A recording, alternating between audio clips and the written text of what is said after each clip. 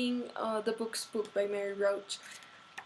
Some of the topics we had already discussed came up to my mind, and I wanted to talk to you about how I expanded what I thought about those, and then other things came up to my mind that I thought were good to discuss with you.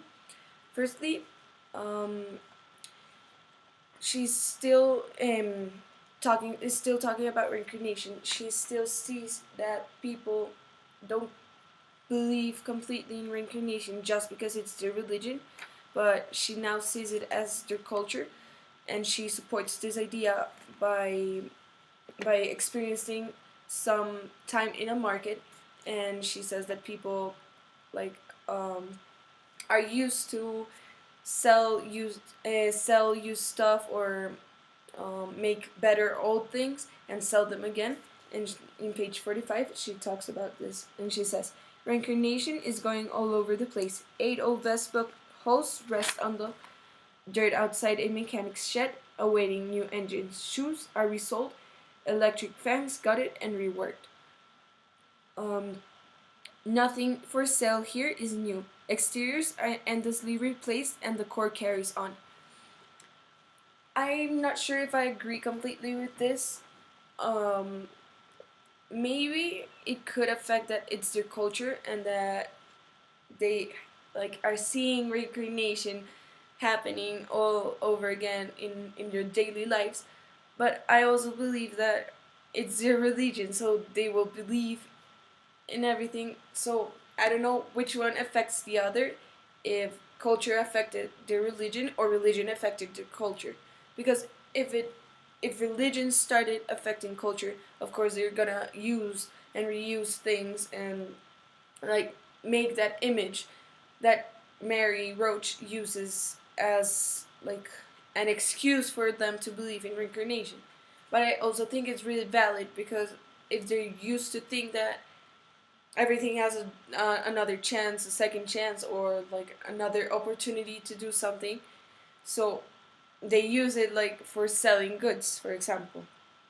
Then another thing that I wanted to say is that Mary Roach is in the travel through India with Dr. Rawat that studies reincarnation cases, and she wonders how, even though he was born into a religious family that believed in reincarnation, he's looking for an answer about reincarnation. He studies cases, and she's just confused on how he connects his religion to his work. So she says on page 48, Dr. Rawat says, he refers to his research as an obsession, an addiction, like a drunkard to his bottle. I'm to my cases. He told me when we first met. But is he investigating reincarnation, or is he investigating reincarnation or merely hunting for evidence in its favor? How can he remain so unbiased? And then they have a conversation. She asks, as a Hindu, you believe in reincarnation. Is it difficult for you as a researcher to maintain your objectivity? And he answers, I am born into a family that believes in reincarnation, and moreover, in a family there was said to be a case of reincarnation. I am aware that there may be some conscious or unconscious bias in me. Maybe he just wants to seek for an information, for evidence, but not for good, or to reject his religion. I just think that he's curious to find out answers. And then he says, so that my personal belief, my personal experiences may not infringe in my scientific pursuit. I assume the role of a critic when I study these cases, not a believer. And I think it's great, because I think that he's trying to find an answer to some of his questions, but he's not basing his cases on beliefs, because if he would, then he would get all mixed up, because then he would hear a story that didn't make sense and would confuse him a lot. And something I agree a lot, well, I don't practice, but I agree a lot with Dr. Rawat, is that he says that I believe in all religions and none. And then Mary Roach explains, he finds meaning and guidance in all of them, and also things to reject. I believe that all religions have something to offer, and other things that you just can't believe. Um, so I agree that I agree that he could find, or I could find, a guidance or something. I would agree with every religion, but then I would find a lot of things I wouldn't agree with them. So I just think that people,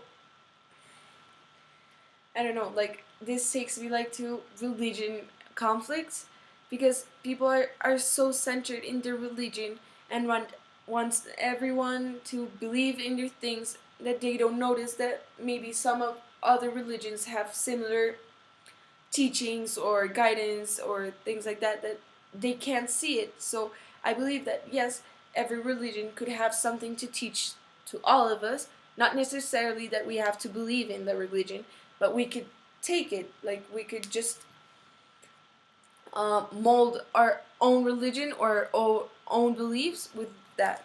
And then something that took me back to our discussion about how people take their religion too literally is that he says that his father, like he credits his father for his mistrust of religious dogma, and he says he taught us that one should not believe a thing merely because it is written in the scriptures.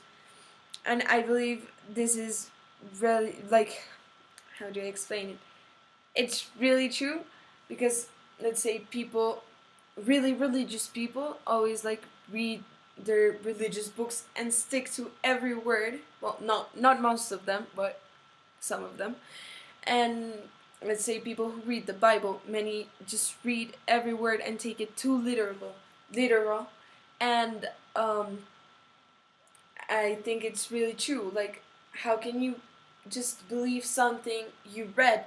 Like, I think that for someone to have a belief, they should have like experienced something that make them believe or disbelieve another thing. And later on, she says also, like, I don't think if it's a critic about like the truth about reincarnation in India, but she says like how lies and once again like the misunderstanding of things um, could affect the beliefs of people. So in page 50, she says, add to that the likelihood that some of the stories the villagers have heard are inevitably embellished along the way. It's one big heady game of Indian telephone. So I believe, as we had discussed, like the beliefs and like people inventing stuff for their cases, is that it's just about people misunderstanding what others want to say, or kids misunderstanding what their parents are saying. So obviously that creates like not a lie, but it creates like a different pathway to the story, which brings people to disbelieve what they're saying, or to believe, or just mixing up everything. So I just think that maybe, and she says, and I agree with this, that she says, no one sets out to lie, but the truth gets naked and mishappen. And I believe that's really true, and I agree completely. I don't think like people who want their cases for reincarnation to be studied, I don't think that they want to lie. Like, maybe there could be one or two, but I don't think that most people just want to make up a story. Just, I don't know, I just don't agree with that, and I just think that people should like don't have the intention to lie, but other people misunderstand their words or mix everything up, which creates like this web, as she says, a game of Indian telephone, which mixes everything up, and like makes a mess out of it. Um, so that's how like I believe that many people discard reincarnation, because of the mixing of ideas of, how do you say, of people believing or not believing, which makes everything become a lie when many when it can, like, when it's not specifically a lie. So that mixes everything up and confuses, even like confuses us. And then something, another thing I wanted to how do I say it? To discuss with you is how she claims that she, like, she doesn't believe in reincarnation, but she com- like doesn't completely discard the idea. In page 52 says that it is certainly possible that in among the the reborn Verpals and the long lost uncle mix are true links and souls that have lived before.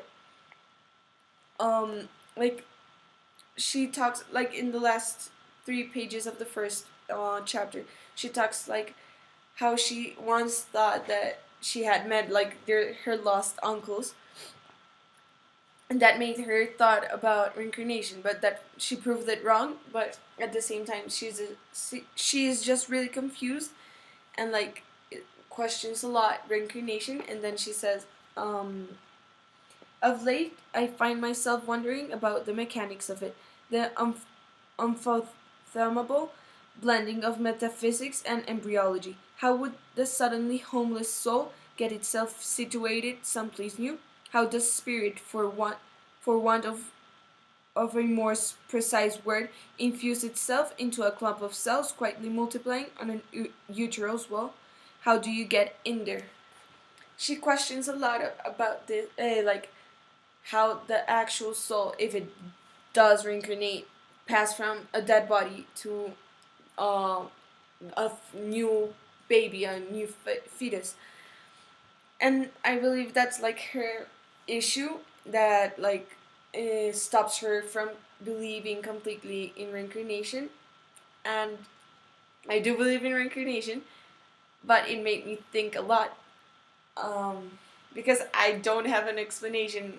Nobody does have an explanation of how our soul or our spirit travels places. But then, um, I don't know, that made me think about reincarnation, but I believe in it. I just think, like, how would be the process, and that I would certainly love to know how would it happen, how does it happen. So that made me question a lot reincarnation. Um, she talked a lot about ensoulment, and how she, like, theories of how the soul or the spirit travels. And we already discussed this, but I already knew about it, but I wanted to research, like, to inform you, or like like, in put the subject in. She talked about uh, astral traveling. Um, Astral traveling is practically when the soul or the spirit leaves the body to travel somewhere else, and it's supposed to, like, it's supposed to happen when you're sleeping, or, like, when you obtain, like, a complete peace. Like, sometimes people believe that when you're uh, meditating, that you could reach such a point where you just are not in, how do I say, you're lost. Your soul, your body is there, but you're not there. And just like the object, the like just the body, the physical thing is there, but your soul is not there. Your soul is traveling somewhere else. The soul leaves your body to travel. Um, I do believe in this. I think it's a little bit weird, but but how do I say? I just think it's somehow confusing, because it could also happen when you're sleeping. Uh, so I don't know how to explain it. I wish I could have experienced it, but I haven't. But I would like to, um, like, for someone to explain it. But there are many people that, claim that they have experienced it, but we really don't know. So I searched it in Google, and it says that astral projection is an interpretation of the out of body experience that assumes the existence of an astral body, separate from the physical body and capable of traveling outside of it. So maybe that's a way that the soul changes from body to body in the process of reincarnation, but I'm not sure. Um, then the next chapter, she talks about conception. There's not much we can discuss about it because she's just talking how the human, no, well, men started to research how conception happened from Aristotle to scientists um, that specified that conception was by woman and man connecting their sperm with the eggs of the woman and forming a baby. So she just establishes like the timeline of how it changed and how scientists started like investigating more of this specific how it did it's called ensoulment. So like and yeah, ensoulment, and how people and other scientists started believing like how did it happen. And she talks about a lot about how from Aristoteles that how what they believe was the soul. So some believed it was in the brain. Some believed that the soul came in men's sperm. Others believed it was some I don't remember, but she said that a religion, like apart from the Jewish religion, believed that it was a specific bone that was undestroyable, and that it was either on the last bone in the spine or in the first one, but like nobody had proofs. So she's just discussing how scientists believe what was the soul, or what created the soul, or what made the human being as he is. So I can't discuss that a lot because they're straight facts. They're not what she thinks. But I find it really interesting. I don't know if you've gotten to that part yet, but if you haven't, read it. It's really interesting. And something I wanted to discuss about, like the whole book, not about the chapters, is how she talks, like how she writes. I'm sorry. Um, I don't know if you have noticed, but she's always like intervening the like her writing on what she's talking about, like talking about her own experience, and like making spontaneous like stops. And I find that really interesting because it's not just like a research book or just like facts and facts and facts where you would get boring, but she tells you about her stories and how she believes, how she thinks, what she thinks about what she's researching. Um, and I find that really interesting. I think that that keeps us readers more interested in her book because we can relate, agree, disagree with her, and we can like discuss about things. I would like to know what you think about astral projection or astral traveling, and what do you believe, like what claims she gives about if she believes in reincarnation or not. Thank you.